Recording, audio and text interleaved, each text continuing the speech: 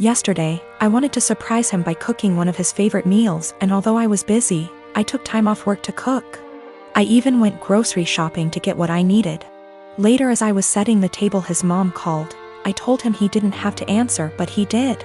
Like usual, she asked what we were having but acted surprised that I cooked this meal.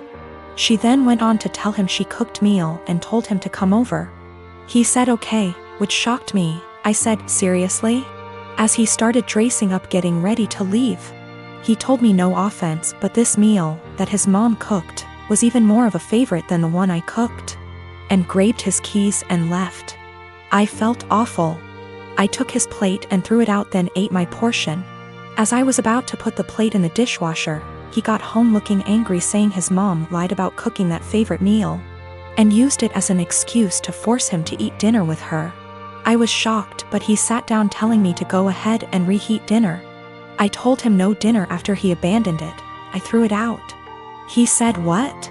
And I told him he disrespected my time and effort and chose to go eat with his mom instead. He began yelling at me, asking if I really did that, then called me petty and horrible, then went upstairs saying what I did was 100 times worse than what his mom did. I definitely feel like I let my anger and frustration get the best of me, but it really felt unbearable having to live like this for so long. By the way, I'm 26 and he's 28. To make one thing clear, and that's the fact that my husband only does this when it comes to food. He lived with his mom, attended community college, and loved and still loves her food and is used to it. She gave me recipes to make and I try to do that, but he keeps switching homes just to eat what he feels like. I will be sitting down with my husband soon. After he breaks the silence, I'm just giving him the space he said he wanted. I will also be pushing for couples counseling, although he's always been against it, but we'll see how things go. I'm not gonna lie, I still feel upset and like my efforts aren't being appreciated. His mom is definitely onto something with her little upsetting stunts.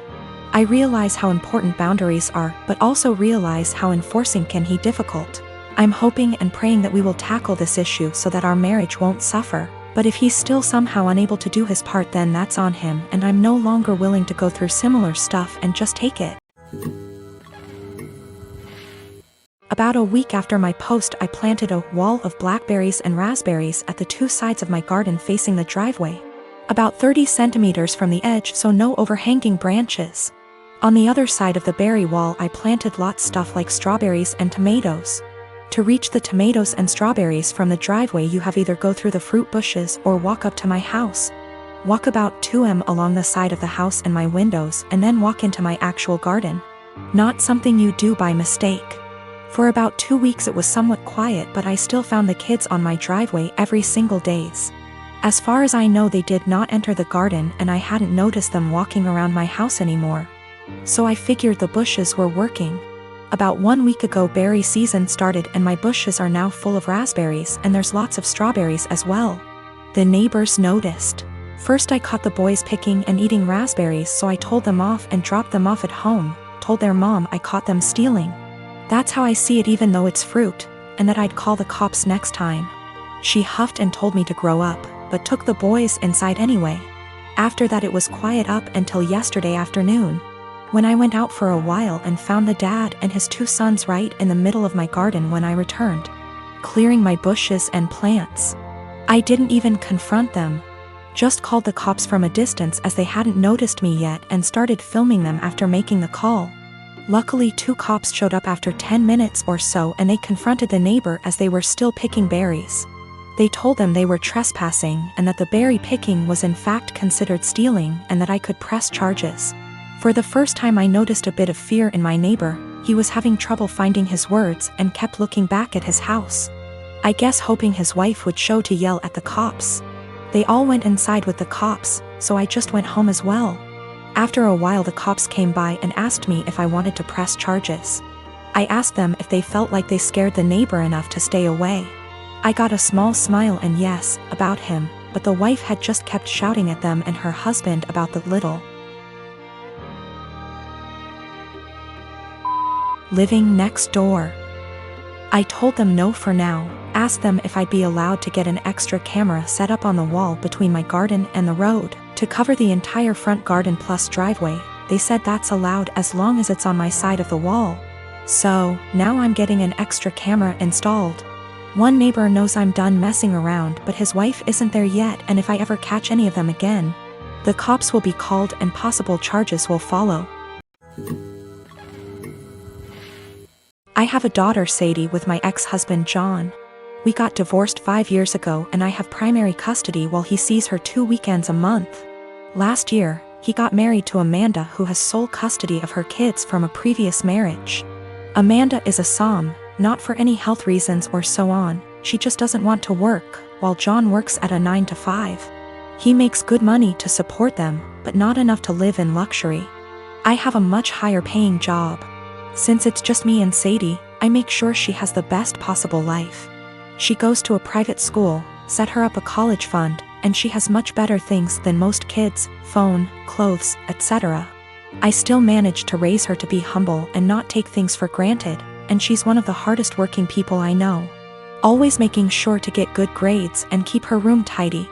Well, the last few times she came back after a weekend at John's, I noticed that the clothes she was bringing back in her duffel are A, not her size, and B, much cheaper and poorer quality than what I usually buy for her. I asked her why that is, and she told me that while she's at her dad's, Amanda takes away her nice clothes and gives them to her kids while Sadie gets the clothes they buy from Target. I asked her if she wanted them back, but she said she didn't mind sharing since all her favorite clothes were kept here. The problem came when I went to pick her up last weekend. I had a business meeting and couldn't drive her over, so Amanda offered to just pick Sadie up from school, which hadn't happened before. When I got there on Sunday, John and Amanda asked me to sit down with them, and when Sadie came to hug me, Amanda sent her to her room quite harshly, saying her punishment wasn't over yet. I was confused because Sadie very rarely misbehaves. They sat me down in the kitchen and said that it was unfair for Sadie to be going to a private school while her kids go to a public one. So they decided that Sadie would be pulled out of private school and put in the same school as the girls. They also said I should keep up Sadie's punishment because when they told her, she blew up at them, told them it wasn't fair, and yelled that Amanda and her kids weren't even her real family, that all they did was steal. I told them in no uncertain terms to off. I would not be pulling my child out of a school she likes, away from her friends, because they can't afford it. I told them they could easily make as much money as me if Amanda started working in her field because she has the qualifications, and the job market is very good. I told them their money problems are not my issue, and if Sadie's items get stolen again or they try to pull her out of school, I'll be taking this to court. They've been blowing up my phone ever since, calling me a selfish. And after telling the story to a friend, he told me I was rubbing my success in their face. But I still don't feel like I did anything wrong. I got temporary guardianship while waiting for a court hearing. We're going to try to get full custody and have John get 1 day a week of visitation, supervised for at least the first few months, and no contact with Amanda or her kids. This way, he still sees Sadie just as much and they can try to repair their relationship, but she doesn't have to go back there. All contact between us is made through emails, which are CC'd by my lawyer, and I've asked for Sadie's things back. I've talked to Sadie and we've decided that she's going to try therapy for a little while to help deal with everything that's happened. We've had the hearing and our custody arrangements been modified. Any and all decisions relating to Sadie are made by me, and me alone. John has supervised visitation once a week. And Sadie will continue in therapy to deal with all the issues Amanda and company have caused her. They tried to push for 50/50 custody split on grounds of alienation. So me trying to put Sadie against her father. But we made it clear from the start that we wanted to keep Amanda and her children away, and wanted supervision only because we don't feel safe leaving him alone as of yet, but that we were open to modifications. Thanks to that, the proof of stealing, and Sadie's therapist's testimony, their claim was thrown out pretty quickly. Amanda's pissed, and has tried to contact me and Sadie, but I made it clear to her that if she keeps harassing me or my daughter, I'll have to make this known to the authorities.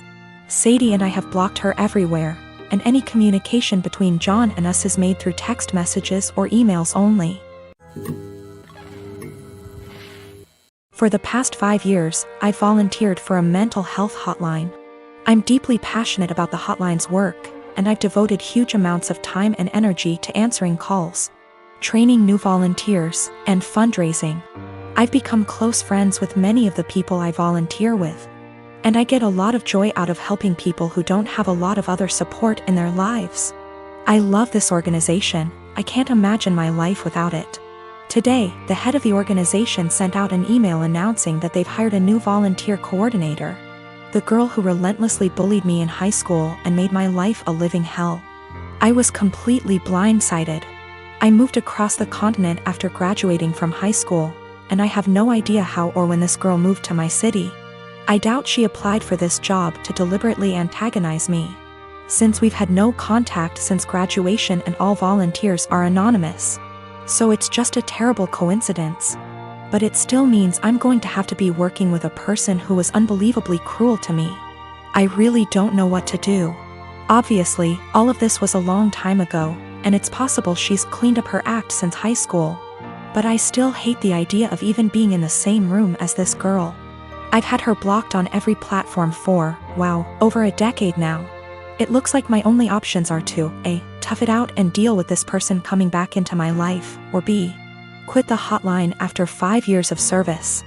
I went for my regularly scheduled afternoon shift at the hotline, and the girl just happened to be there for some kind of orientation. I wasn't expecting her to be there, so I initially just kept my head down and ignored her. A little while into the shift, she came over to introduce herself, and genuinely didn't seem to recognize me. I've cut my hair and gotten glasses since high school, so that could have been it. It was a very brief interaction, and I didn't say anything to her in return, just nodded and smiled. After she left, I asked my shift supervisor if I could speak with her privately. I followed some of the advice here, just letting her know that I have a history with this person and I'm not comfortable working with her directly. The shift supervisor was very understanding and said that she could arrange for me to only serve shifts when the girl isn't supervising. She also offered to let me schedule my shifts through her instead of through the girl, which I appreciated. Unfortunately, it seems like there will be an unavoidable level of casual interaction, given that the girl is working in the facility on a full-time, 9-to-5 basis. I think I'll be able to stick it out for now, but we'll see. The shift supervisor did ask me what I wanted to tell the girl, vis-a-vis an excuse for my not wanting to be on shift with her, but I couldn't think of anything to say. So I left it up to her.